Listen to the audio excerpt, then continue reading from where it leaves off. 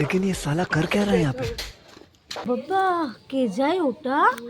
এত ছোটখাটো পোশাক পরে মনে হচ্ছে ঘষিদের বাড়ির মেয়েটা। দেখি তো যাই গিয়ে কোন ছেলের মাথায় আবার বাজ ফেলতে বেরোচ্ছে এরকম ছোটখাটো পোশাক।